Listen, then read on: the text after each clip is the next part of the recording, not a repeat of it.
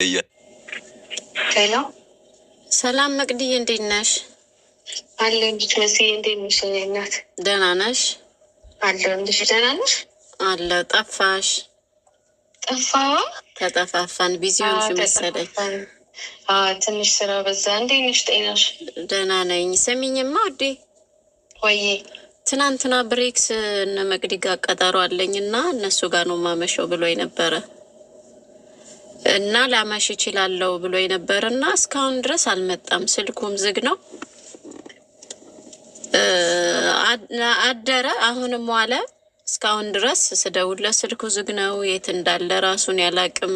እና ምን ሰዓት ነበር የተለያያችሁት? እናንተ ጋር ነበር? ትናንትና ተገናኝታችሁ ነበር? አዎ እኛ ጋር ነበረ። እና ከዛስ? ከዛ እኔ መሲ አንዴ ስልክ ገባብኝ። መልሼ ልደውልልሽ እኔ እናት አሁን መልሼ ልደውልልሻለሁ። መቅዲዬ ተጨንቄ እኮ ነው እኔ የማናገርሽ። እንዴት ገብቶኛል መሲ፣ የእኔ እናት ገብቶኛል። የእናቴ ናት። አንዴ አሁን መልሼ ልደውልልሻለሁ። እሺ ችግር የለም። ሁሉም እንደዛ ሲልሽ ግን በጣም አታጨናንቂያቸው። ደወለች፣ እሷ እግዚአብሔር ደወለች። ሉክ ደወለች። እመቤቴን እስኪ ላንሳለን። ሄሎ ወይ መቅዲ፣ ሰላም ነው? ብሬክሲ እንዴት ነህ? አለን። አማን ነው አለው። ደህና ነኝ። ደህና ነህ? ሰላም ነኝ እግዚአብሔር ይመስገን። የት ሄደህ ነው? ምን ነው? መሲ ደውላልኝ ነው። በጣም ተጨንቃ እንደ ያለው። የት?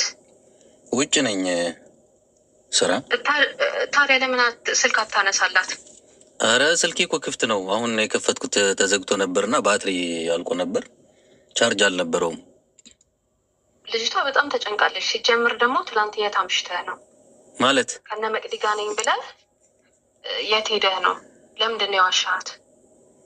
አረ እኔ ያልዋሻው መቅዲ፣ እንዴ ልሄድ ይችላለሁ ብያት ነበር። ከነ መቅዲ ጋር ልሄድ ይችላለሁ ብያት ነበርና እኮ ቤት አድረሃል?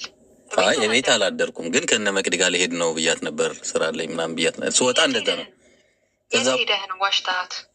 አረ ሩቅ ቦታ ነው የነበርኩት። እንትን ነበር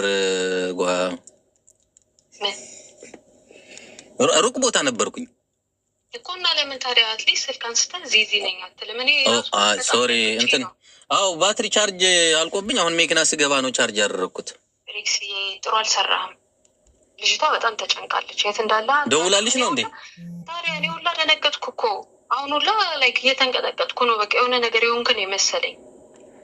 ስልክ እንዴት ጨክነህ እሷ ላይ ሳታነሳ አትቀርም?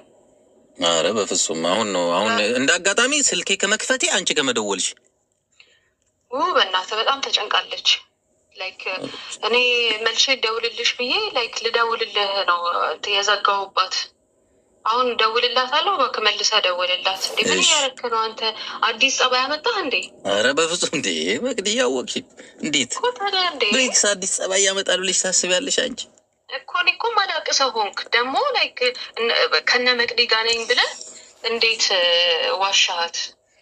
እኔማ እመጣለሁ ብዬ አስቤ ነበርና ወደዛ ላገኛችሁ፣ ከዛ እንደዛ ብዬ ነው የወጣሁት። ከዛ በኋላ ግን እንዳጋጣሚ አርጀንት ነገር ገጠመኝና ተው በእናትህ ተው። ጓደኛዬ ደግሞ እያወቅህ መሲ ምን ያህል ላይክ እንደዚህ አይነት ነገር እንደማችል እያወቅህ ከአንተ ጋር በተያያዘ ነገር ምን ያህል ማለት እንዴት ደንጋጣ እንደሆነች እያወቅህ በላሁን ደውልላት። እኔ የዘጋሁባት ደውዬ ቼክ ላድርገህ ብዬ ነው።